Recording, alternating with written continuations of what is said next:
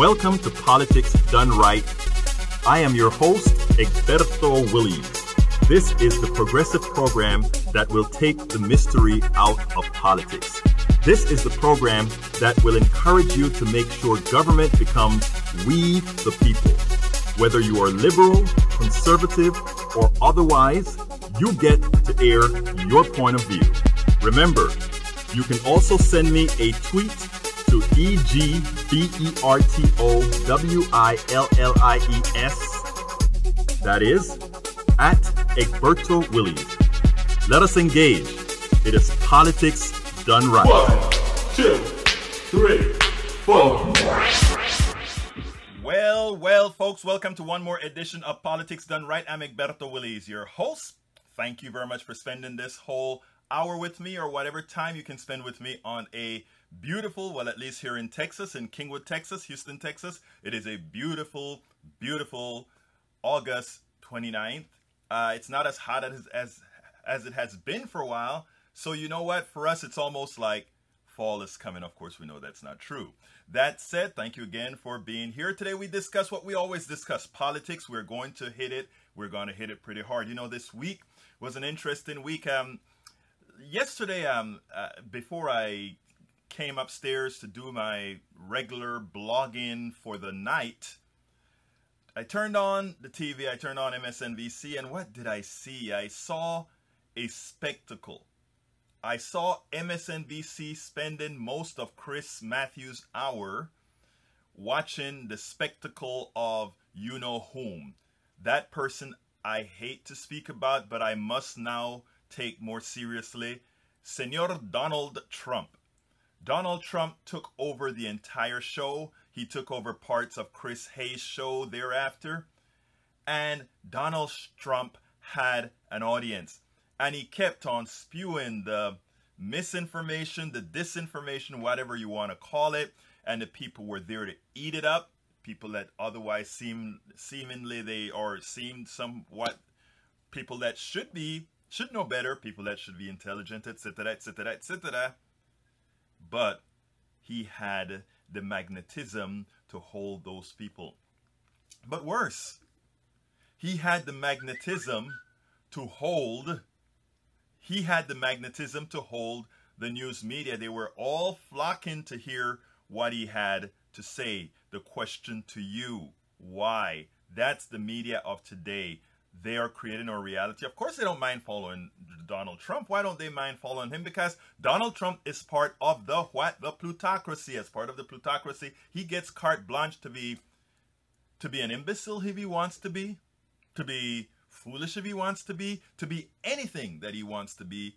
That is who Donald Trump gets to be, because we now have a media that allows that, and a media that decides whom we will consider to be deserving of the presidency of the United States. It doesn't have to be that one who's qualified, that man or that woman who is qualified anymore. It doesn't have to be that way. So, you know, Bernie Sanders continued to be disregarded by the mainstream media, while Donald Trump is touted, while Donald Trump's ridiculous utterances are given credence. Even when they talk about Bernie Sanders, they're dismissive about his prospects. You know, it's time for Sanders to seek out the alternative media. That is the blog post that I placed on the Coffee Party USA this morning. It is a blog post that I hope folks would read, expand on, give ideas on, as far as what we can actually do to make things better. Well, folks, let me first tell you that I will be following the Twitter handle, or rather not Twitter handle, but the hashtag Politics Done Right. Likewise, you can now watch us directly on Periscope, which is that new multimedia, or what should I say, streaming TV. So if you go to Egberto Willies, EGBERTOWILLIES, that is the Twitter handle that I use to log into Periscope. You can actually watch Politics Done Right live, video and everything, including all the antics that I do as I speak. You can go to Periscope and see that again. Egberto Willies on Periscope. For Twitter, Politics Done Right is the hashtag. Okay.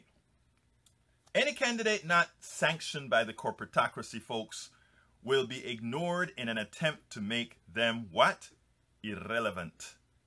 That is the game, but we can change the game. We have the power to change the game.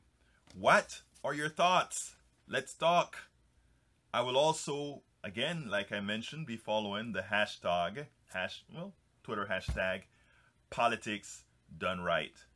And again, check us out on Periscope. We're trying to add this new medium to see how it works, to see if we can engage people. Maybe they're in the trains or whatever, and they decide to kind of scroll through Periscope and try it. So that is what we're doing in all these different attempts to reach our audience. So folks, please, please, please, please, please, please give us a call. By the way, as you know, this is a call-in show. The telephone number for this show is 646-929-2495. Again, that number is 646-929-2495. Give us a call if you have anything that you want to add. Please do remember, we love calls. We love to entertain, or not necessarily entertain, but we love to engage our audience. You are who this show is all about. You. It's about politics done right. It's about all of us together making a difference in the body politic. You all know what my call phrase is. My call phrase is citizenship, or rather, political engagement should be a requirement for citizenship. And folks, I really believe that. So come on out, give us a call. 646-929-2495. Again, that number is 646-929-2495. If you'd like to speak to me, please remember to push 1 so that I can see on this panel that you want to speak. But, you know, folks, you know what time it is. Do you know what time it is? And do you know what we do when it's this kind of a time? We try to make things the right way.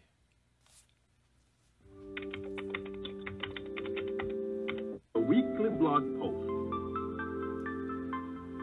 Okay, folks, the blog post today goes as follows, and it is titled, Media Snub of Bernie Sanders Dictates the need for alternative media to grab information control. What do I mean by that? You'll see. I subtitled it, It is Time for Alternative Media to Take Full Control. Who is alternative media? You are, I am, listeners are, everyone. Each person is. It goes as follows. By now, we all know that the media is derelict. It is, however, deeper than simply being derelict. It is a corporate media. It is media by the corporation for the corporation. It is media by the plutocracy for the plutocracy. The traditional mainstream media is corporate media. It is the corporate media. It is not there to serve the masses, but instead to serve the select few. Any doubt? Watch the news. The media is changing perceived reality, and with that, reality itself. It must do that in order to maintain the power of the few over the many. In the case of presidential elections, its intent is to promote candidates acceptable to the plutocracy. It does not matter whether candidate is a Democrat, a Republican, or otherwise. It simply ensures that all are acceptable choices for the plutocracy. Really, folks, it's all about let's get someone in the game everywhere so that whoever wins doesn't really matter because they are our guy. Bernie Sanders has been slamming the corporate media for a long time. What I find wanting in is his solution. Bernie Sanders is attacking the corporate media, mostly within the corporate media. he cannot expect change if that corporate media is a primary medium by which that message is delivered. And Bernie Sanders continuously says that it is going to take a revolution to really change America. It is going to take a revolution to ensure a candidate not aligned with the plutocracy and the corporatocracy is elected. Several 100,000 adoring fans dispersed throughout a nation of over 300 million souls indoctrinated by a shock, misinforming media, a revolution does not make. A revolution requires education. Education will not be delivered to the masses on corporate TV, corporate radio, or corporate newspapers. It is a waste of time. They have their marching orders. A revolution requires building an army. This army must exist outside of the current power structure. This army must be built from the ground up. This army must be the geometric progression of the willing to come to fruition. And I have a typo in there that must be corrected. What is that? That is the alternate media, the alternative media. The alternate media is much larger than the corporate media. The difference? It is decentralized. In fact, the mainstream media will not cover the Bernie Sanders of the world fairly, if at all. Given that, why continue begging for a lover that never will? The effort should be expended on those willing to be your lovers. Bernie Sanders has a growing following. He must turn those followers, each one of them, into activists of all kinds. He must turn them from fans and consumers of information to disseminators of information, disseminators of truth, and educators. Instead of spending much of his time being condescended to on Meet the Press and other corporate media programs, he must invite bloggers, vloggers, independent writers, disc jockeys, independent radio hosts, internet radio hosts in every city for interviews and education sessions.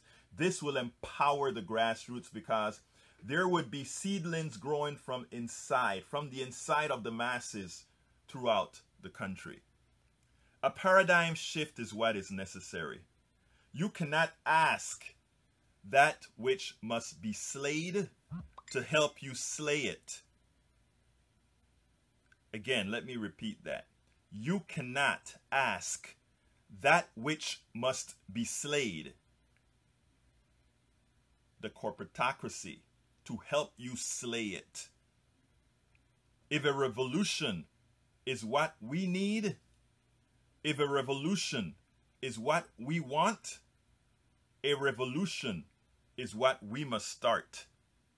Now let's see, do I have John with me? Yes, you do. Yeah. Good afternoon, Egberto. Good afternoon, John. We had a little bit of technical difficulties here. I don't exactly know what happened, and I had to carry that on for a while. Come on and make your point, my dear friend. Yeah, I think you're making a good point, but I do think that that's already happening to a degree. I mean, I think he's using social media pretty well. I mean, he has if you look at the Facebook likes, it's almost the same as Hillary Clinton. Obviously, the millennials are much more in tune with the social media, and his real base is the millennials. That's his main, thrust of support. And so I think he's already doing that. I guess to your point, using bloggers and alternative media, I don't know. Like if you look at Daily Kos actually has been, the front pagers have been, really against Bernie, I think, especially Marcos. Except for me, of course. So that's been a lot of... Let me just correct that. Well,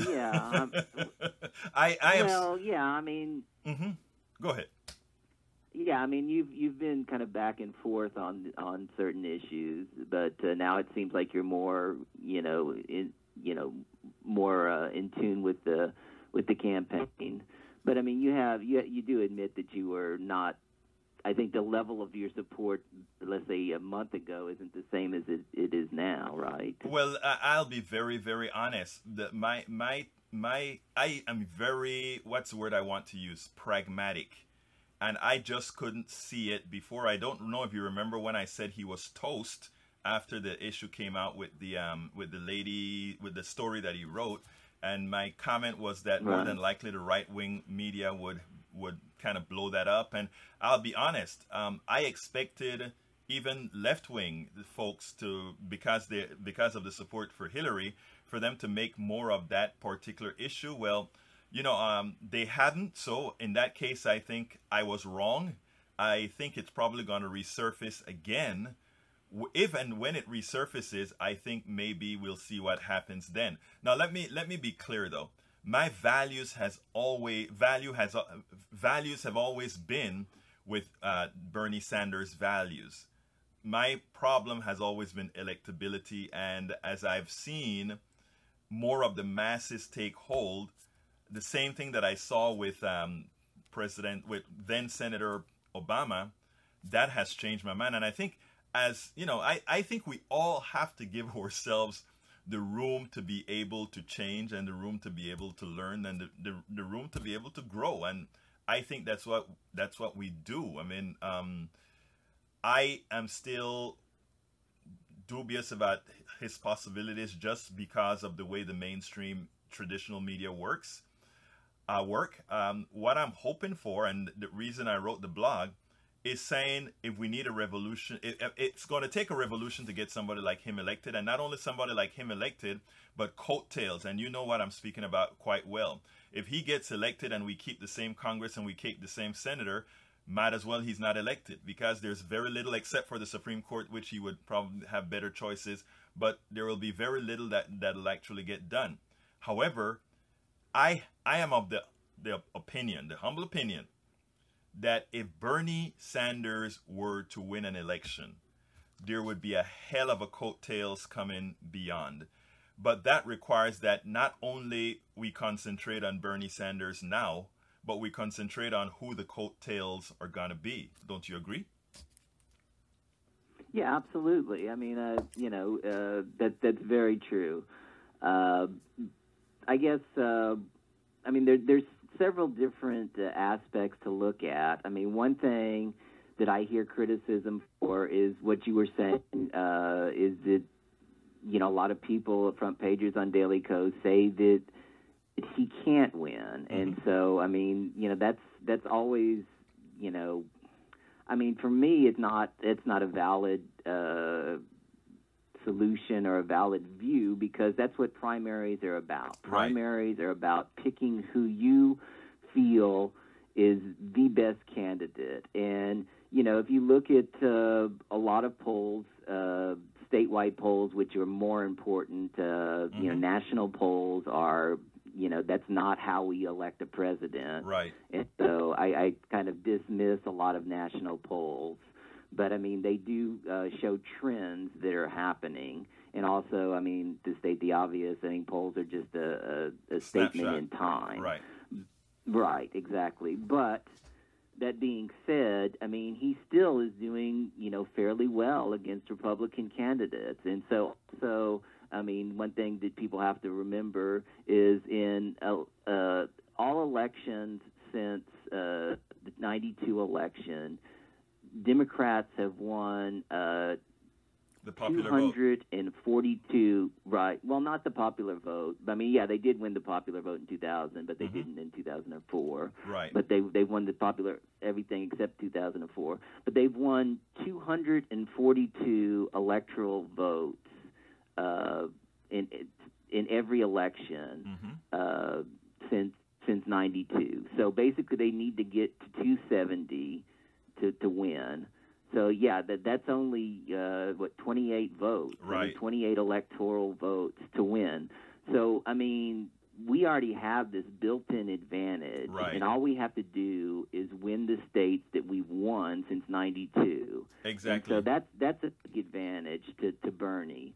Okay, one other question that I have in my mind is, that I hear criticism from a lot of people on Daily Kos, not necessarily only front pagers, but other people, is that he can't. He's not. The fact that he's not attacking Hillary Clinton, and I'm not talking about all this other Benghazi and all this other stuff. I'm talking about real issues. And he has, I wouldn't say attacked her, but he said he's noted the two things that he's noted the differences on are the TPP and the Keystone Pipeline. He's constantly drawing contrasts. But I mean, there's many other contrasts that he hasn't drawn. Right. And so to a lot of people, they're saying, is Bernie really running to win, or is he running because he knows in the back of his mind that, you know, his chances are small, and he knows that if a Republican wins, that our country will be in such desperate straits that he doesn't want to see that. And so therefore, let's not attack Hillary on her hawkishness. Let's not attack Hillary on her Wall Street ties. Let's not attack Hillary on, you know, her voting record, on various other things that Bernie has been progressive on throughout his whole career as a politician. And so, I mean, and I think that is a solid point. I mean, but you know, is he running? I see the point, but I think Bernie this could be a paradigm shift. Okay, right now everybody talks about negative campaigning works. Right now, let's think about this. Let's think about Bernie actually criticizing Hillary in a positive way. Let me give an example. When he goes to the first debate, and they're going to hit subjects like Wall Street, etc. There's nothing wrong with saying Hillary's an honest person, but we have diametrically opposed views as far as how much Wall Street should be involved in our candidacy. If you Americans believe that it is that you don't have a problem with Wall Street giving a whole lot of monies to a campaign, then it's okay to vote for Hillary because that is what you feel.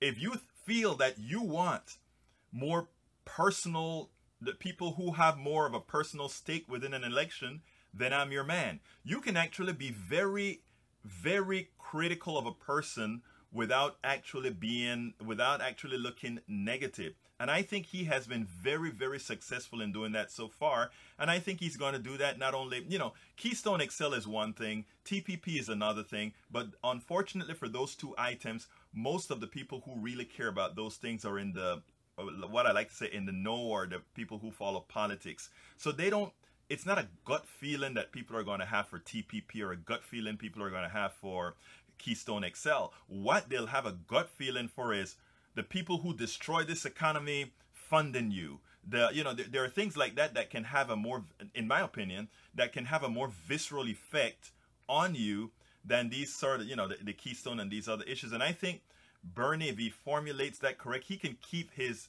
favorability high by not attacking, and at the same time making others make the attack based on the way he puts it on the table. And I think it's a trial. I don't think it's really been done all that much. It would be interesting to see what happens if that is the way he chooses to, I don't want to say to attack Hillary, but to contrast himself with Hillary. And I think if he makes the contrast, he can make it where he's telling the audience, he's telling the people that are voting, folks, you really have a choice between two good people. With me, you get this. With Hillary, you get that. And I think if he does it that way, he keeps his favorability. In case he loses, he didn't really damage her, because in effect, the people are saying we're okay with that. And then we move on. Thoughts? Yeah, I think that's correct.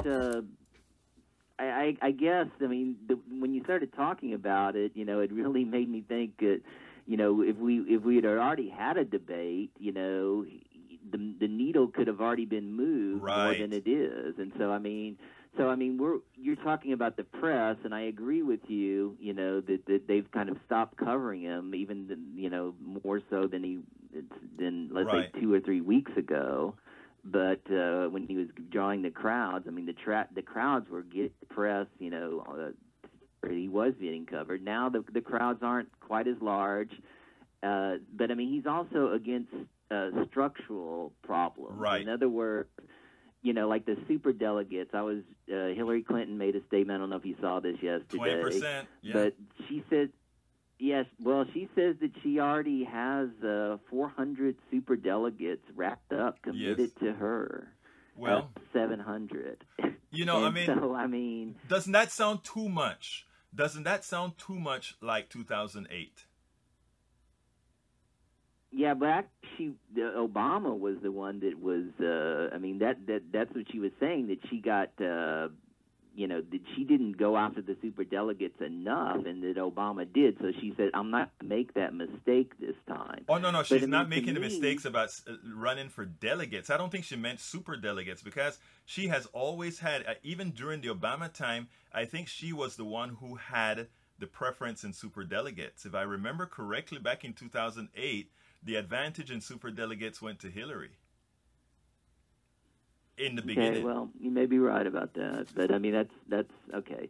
I guess I could have heard it wrong. But what she's saying anyway, is, whereas Obama back in 2008, remember how Obama did it?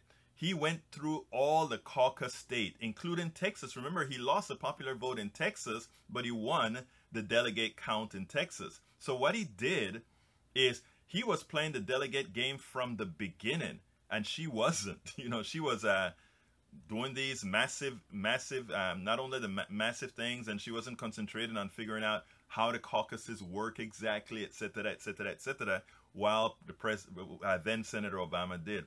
But go ahead, my friend. Yeah, I mean, I think another issue is how Bernie Sanders is going to structure his campaign. Mm-hmm. In other words, I mean, you're probably going to disagree with me on this, and I'm not saying he has to do this right away. I think that he should let some time pass, but I don't necessarily think that a 50-state strategy is his best strategy, because in the South, Hillary has such a fan base, right? And that I don't see how he can win. I don't see how he can win South Carolina. I don't see how he can win North Carolina. All these states, that Hillary, is strong, very strong. And we've talked about this over a couple of years. I mean, the reason why she's so strong with the African American community is, we talk about the history of racism and oppression within the African community and the Latino community in our country, and Bill Clinton and Hillary Clinton were fighters for them, right. And so they don't want to give up. They don't want to give up on her. They want somebody who's backed them up, and so to them, Bernie is just a newcomer, and 40% don't even know about him, don't know his issues, and I guess you can say that could be a saving grace, because still people don't know about it. But 60%, in other words, the most informed, what I call political obsessives, already know about him. Right. So is he going to get more, the people in the South to support him?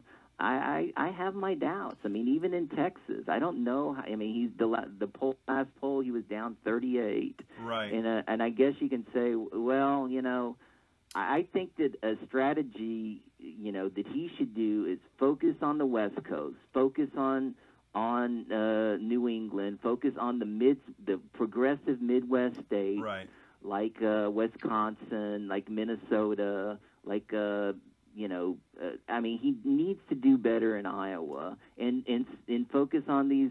I mean, even though they don't have a lot of delegates, I mean, right. some of these smaller Western states where he can go and pick up some delegates. I don't disagree with you at all there. Okay, in other words, you have to be sensible with how you use your resources. Now, the other thing that I said though is that you can you have to skin from within as well. And And one of the reasons I wrote the blog this morning, typos and all, I got to go clean that up because I kind of, you know, it came to me later. I was going to speak about it a little bit differently earlier, and then I kind of changed up after I started writing it. But one of the most important things I think is when I make statements like you know, there are more of us than them, meaning there are more of us than MSNBC, ABC, CBS, NBC, and all these other stations. And what I think would be good uses of resources would be, you're correct, spend the time in those states where you have a very good chance of winning, but also fly 300-400 bloggers around the country with you. In other words, and this isn't expensive compared to what campaigns cost. You go ahead and you have to have the paradigm shift.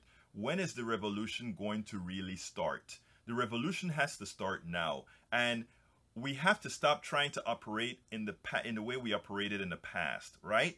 So let me give an example. Let's say I'm going to use myself as a blogger as an example, assuming that I would, let's say, be supportive of Bernie. Let's say that were the case. You would get, if that were the case, an audience, my audience, which is a substantial audience of several thousand, multiply that by 400 bloggers with these types of audience. And I guess what I'm trying to tell you is, people do not understand that the mass media, the mass media doesn't understand the amount of coverage local bloggers, national bloggers have, who can actually shape a message directly. In other words, it's a direct message to the audience of those particular bloggers, vloggers, independent radio folks, or whatever that you have, as opposed to broadcasting it over CBS, MSNBC, etc. But we are in this paradigm that you throw it on ABC. ABC talks to 32 million people when it's watched on TV, but it's broadcast to 32 million people, of what very few have direct relationships per se. My contention is, if Bernie were to talk to 10 bloggers every day, that's 300 bloggers in a month, okay? And with a request, with a training, some sort of training material, let's say 30 to 40% of those bloggers are actually activated, which I can tell you, 30 to 40% of bloggers, political bloggers, will likely be activated if they were to get the attention of a Bernie Sanders, the attention of a Martin O'Malley or whatever. It can happen again, but it does require us from moving from this paradigm of the mainstream media is what really matters. You know why the right has been so successful? The right has been very successful because people look at, you know, they have Fox News. But Fox News is what, 3 million people, I believe, that watch Fox News consistently. But when you look at that infrastructure, when you look at the right-wing infrastructure, it's so well designed. Let me tell you, I have ads on my blog sites. And it's amazing when you see the right-wing media coming to you to ask you to place their widget on your site so that they can put their ads through your site. And you know what kind of ads those are? Right-wing ads. And this is not happening just, let's say, to me. It's happening to hundreds, thousands of bloggers right now, that the right-wing machine goes and it says, I put this widget on here, and this is a commission you get for putting this widget on here to promote our information. I mean, somebody like me says no immediately. But think about what would happen if Bernie, and by the way, that is an inexpensive manner of advertising for all practical purposes. Think about if Bernie decided to kind of look into some of these models and expand it a bit further, how great that would be. Because like I tell folks, you know, you always wonder, how do these people believe the things that they believe? It wasn't on TV. A lot of the things that the folks, the followers of the right wing believe, I mean, when I go to Tea Party events, John, I am flabbergasted by some of the things that I hear. And usually, of course, I would say, where did you get that from? And when I get that information and research it, it is through their secondary media. So their secondary media is pretty darn well developed. It's not Fox News. it is several, and I can't, I just drew a blank. I wanted to call out like 5 of them right here, including their chain letters, but I completely drew a blank. So, I mean, I think it is something that we have to do, and I hope Bernie eventually goes ahead and say, let's leave the mainstream media. Whenever they cover me, good, I'll do it, but let's be the media and let's establish how we're going to get our message out. Let me ask you to hold a second, John. I'll keep you hot, but let me get to 620. 620, who do I have the honor of speaking with? Hey, this is Jack Golden. Hey, Jack Golden. How are you doing, my friend? Well, the thing is, you had that Houston radio station, and I couldn't get to you. Oh, yes. I actually simulcasted or rather, I replayed my last Houston broadcast on the Politics Done Right because we were out of town. But anyway, welcome back, my friend. How are you doing today? Yeah. Okay, I'm fine. Now I'm going to say something like this. Now, I'm going to make a wild prediction. Let me hear your wild prediction. I'm good at prediction. Okay. Donald Trump will be the Republican nominee. You think so? Stop, Jack. Stop there. I'm keeping you hot, but I want to hear John's response to that. John, what do you think? I think it could be a possibility that could happen. I mean, he's actually now he's number 2 in the London betting pool. Really? I mean, he's right behind Bush. Yeah. I mean, and he's actually ahead of Bernie Sanders. He's third in the actual presidency. I mean, he's gone ahead of Bernie Sanders. He's gone ahead of Biden. He's gone ahead of Scott Walker and Rubio. No, he's not ahead of Hillary. Hillary is still the distinct favorite. If you put up, Hillary is the overwhelming favorite still. I think I don't think those numbers are wrong. I honestly think if the election was held today, Hillary would be the president. Jack, you have anything else you want to add? Yeah, I am very skeptical about the I call it. Agree with the Tea Party. Say the lamestream media, especially the New York Times. It's supposed to be the Bible of the liberals. It's supposed to be the Bible of the progressive progressives. It's not. Oh no! I mean, think about it, Jack. If it weren't for the New York Times was very instrumental in us being in that war in Iraq in 2003, I believe, when we went into Iraq. I mean, so yeah, they were very instrumental in that. So that this concept for the war in Iraq, right? This concept about the New York Times being liberal or the media being liberal it's so far from reality. It isn't funny. The media is there are groups that are liberal. I mean, there's media that's conservative and there's media that's not very conservative. All our media is a corporate media, and as such, it gives us a very small window, a very small range in which to operate, and that's what they do. So, I mean, that is one of the reasons for the show today, or one of the things that I wanted to speak about. And by the way, folks, this is a call-in show. We have several people on the phone, but only 2 people talking. The number is 646-929-2495. Again, that number is 646-929-2495. Please remember that if you want to speak, you need to push the number 1 so that I can know that you want to speak. I'd love to hear from you because, again, this show is your show. Senor Golden, give me a little finish up. What else you want to say? Yeah, I want to say, as I say, I think it's going to be,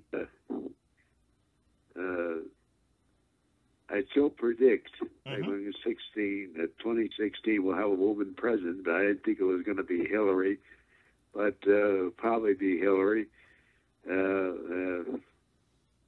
I write a science fiction book and saying we're going to have a woman president in 2016. Oh, is that? I remember you told me about having a science fiction book a few months ago, and you did in that science fiction book. It did say that it was 2016. There was going to be a woman, eh? Yeah, I didn't say necessarily Hillary. But Okay. we're going to have a woman, and I sort of predicted too that we were going to have a minority president before that. Turned out to be Obama. You actually wrote that in your book as well? Yeah, I think so. Good. But we got to do. You do need a revolution of some kind. I have to agree, and I do like John from San Antonio. I guess like to get more acquainted with him. John is that very smart fellow from Texas who knows all the numbers. If I need some numbers, I just have to say, John, what's Hillary's numbers right now? And John will definitely have those numbers. By the way, John, what's Hillary's numbers right now? Oh, as far as states that she, I mean, Bernie's leading in 2 states. So that's in Vermont and New Hampshire, and he's 5 down in Oregon, and he's 4 down a poll in West Virginia that came out 2 days ago, and another one that came out yesterday where he's 9 down, and also he's only 9 down in Washington. But as more state polls come out, I think he's going to become, because people are gaining awareness of him, and he's going to become closer and closer. But those are the states where he's actually 2 that he's winning, and those are the ones where the other states where he's the closest. As far as the super delegates, I looked that up, and it's Obama had 562 super delegates, Clinton 211. That was how it ended, though, right? So, yeah, that's how the actual seated delegates. 2008. Right. Okay. But right, 2008. but I want you to recall some of the commentaries that was happening during the election when we were talking about super delegates then, because I don't think that was the case. I mean, that was the case at the close. In other words, when all the delegate counts were there, that's what it turns out to be. And I think, most folks are going to eventually go with the winner. But if I remember correctly, I could be wrong, but if I remember correctly, the play that you remember when Obama was ahead in all the caucus states and it seems like it was impossible for her to win, she kept on making the play for the super delegates. I don't know if you remember that during the 2008 election. Yeah, no, she was. I mean, she was doing it, and obviously, You're right, though. I mean, your point is a good one. The point is she may have 400 committed to her now, right? But if Bernie or Biden, moves up in the polls, then it could be different. And another thing that could be different, and I know this is a little bit of a long shot, but I do think it is a possibility. If Biden gets in and Biden gains traction, this will actually be a really good thing for Bernie, because he's going to split the mainstream vote between Hillary and Biden. And so that vote is going to be split, and then Bernie's people will stay with him because he's the one. You are such a smart person. I've been watching people talk about Biden being the alternative to Hillary and all this sort of stuff, and that's the first thing I said. I said, if Biden gets into this election, it only helps Bernie Sanders. It only helps Bernie Sanders. I couldn't see it any other way, because again, Bernie's voters are staying with Bernie. There's not much difference between Hillary and Biden. You can go down the list, and there's not a whole lot of difference. So you said that exactly how I thought it as soon as I heard the message. It was like, are you serious? Anyhow, folks, telephone number 646-929-2495. Again, that number is 646-929-2495. Please, if you want to speak, push the number 1 so that I know that you want to say something and you want to add to the discussion. We have about 12 minutes left of the show, so again, you don't have much time to get into the discussion. Anyhow, now I was on a show, Green Party Watch. Green Watch is what I think it's called here. It was one of those public access TV shows in here in Houston. And one of the things that we actually discussed What will Bernie Sanders do with the $50 million if he doesn't win? What do Bernie Sanders people do if he doesn't win? And also we discussed about the media. And one of the things that I said, and I'll repeat it again here, and that is, we really, by the way, every time, for those that are listening, every time we say revolution, we're talking about peaceful revolution. We're not talking about anything other than peaceful revolution and revolution within our politics. I think that is important for us to state whenever we're talking about, oh, revolution, revolution, revolution. But what's important here is this. We still have this belief in a particular way that we run elections here, where we engage the media, people vote, and somehow that is static. A revolution means doing things differently. That's what it really means, doing things differently. It also means thinking differently. It, you can hate Castro, or you can hate all these left-wingers that came into power in these different countries, wherever they are. The one thing they have always done is they first asserted that they can do what they want to do, and then they've done it by using the other avenues available for them to do it. And the same thing is going to have to happen with our folks here who think there needs to be a paradigm shift within our body politic here. We're going to have to do things differently. The media is not going to help you. When I made that last line in a sentence where I said you cannot expect that which will be slayed to help you slay it.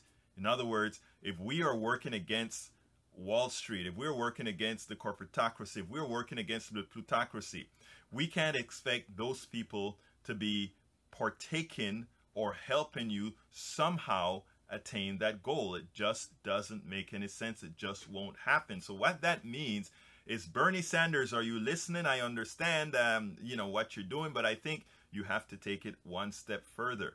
Take that one advice. I mean, and even President Obama did that when he was trying to get, I don't remember what policy he was working on, but he went to Glozell. When it was interesting. I showed my wife Glozell's YouTube channel, and she was flabbergasted. The president entertained this vlogger at the White House? Isn't that like a disappointment for the president to bring her to the White House as someone who he's trying to, engage? And my answer to my wife is no, I thought it was genius.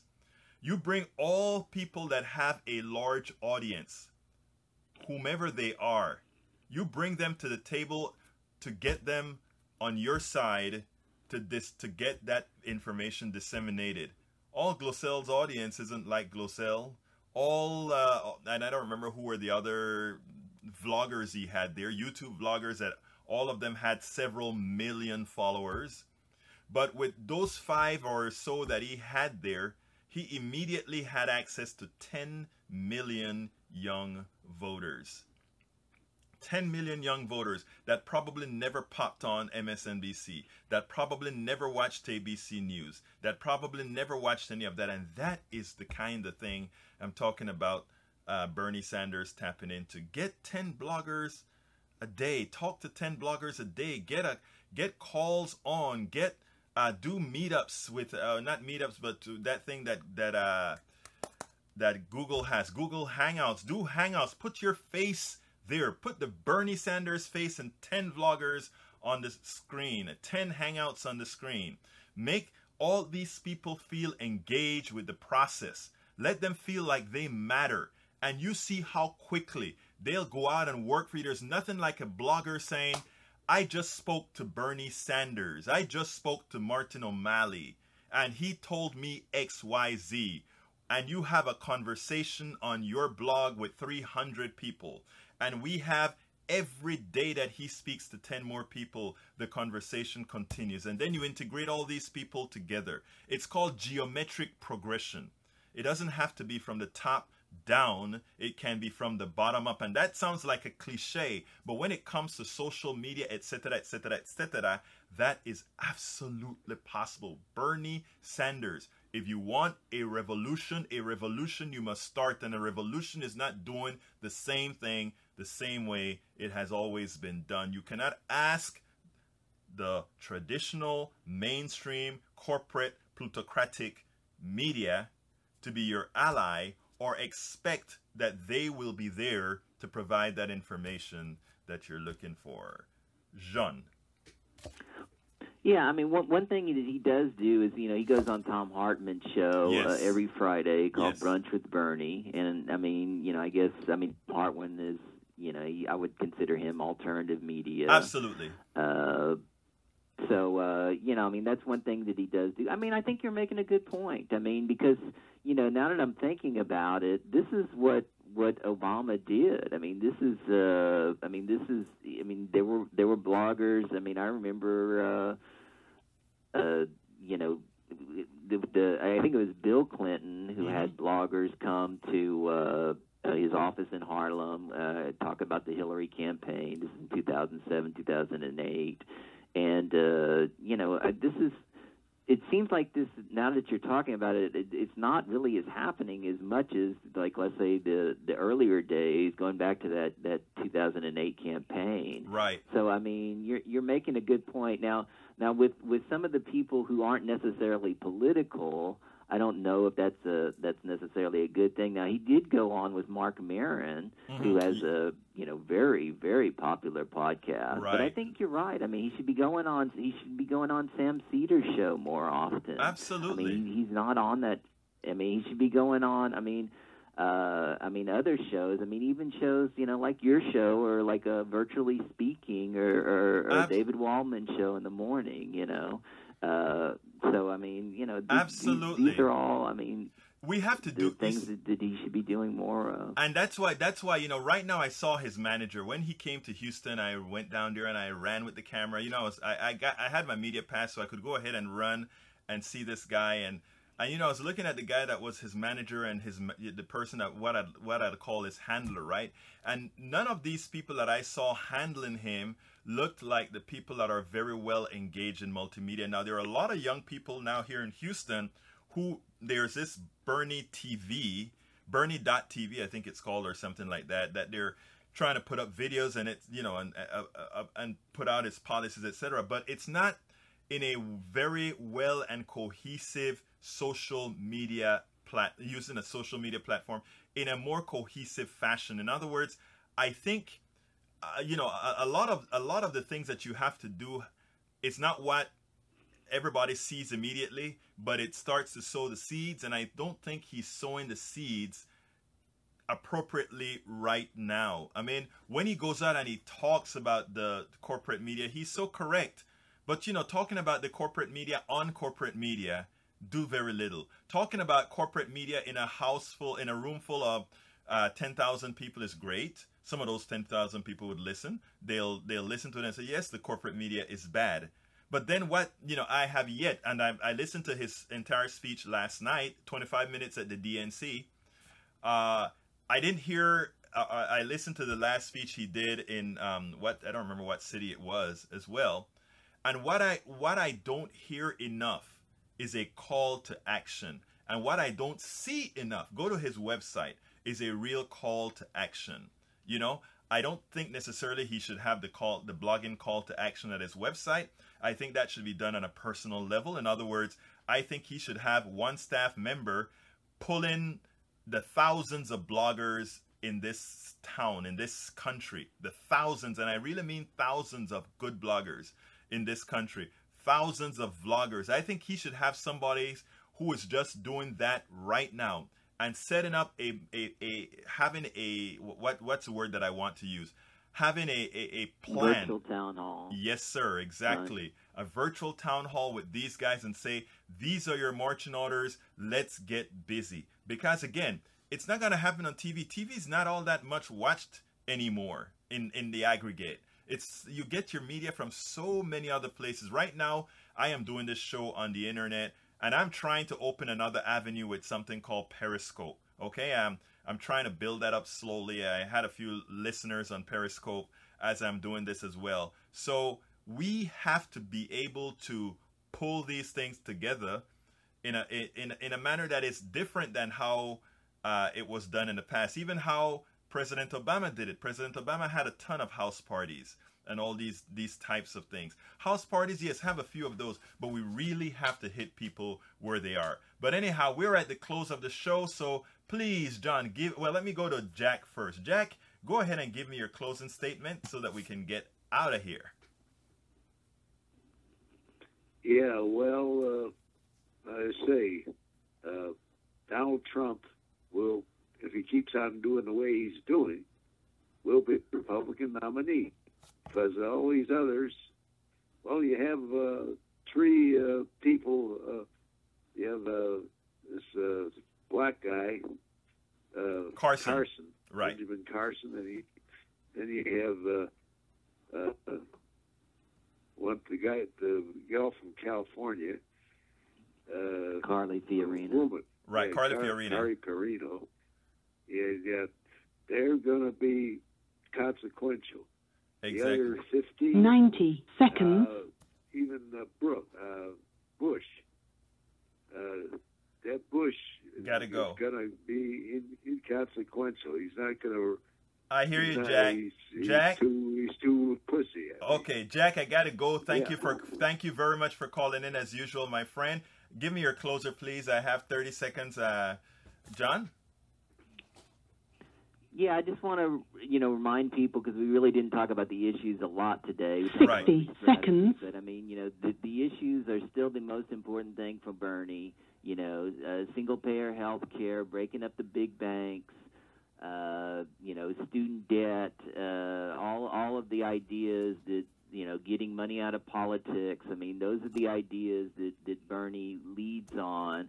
And so, I mean, we just need to support John? Bernie. I mean, that's my personal preference. And John, you're absolutely correct. Looking forward to the campaign. Thank you very much, John. Remember that this show was about the media, though, and Bernie, not his policies specifically, and that's why we didn't cover the policies. You're absolutely correct, though. Folks, thank you very much for spending this hour with me at Politics Done Right. I really do appreciate it. We must stay engaged. Let's make sure that we stay engaged. And, folks, all of you, give Bernie Sanders a call. Tell Bernie Sanders to start engaging new media. Forget about the corporatocracy. Let's engage new media. This is the end of Politics Done Right. I really appreciate the time that you have placed in the process. Have a wonderful day.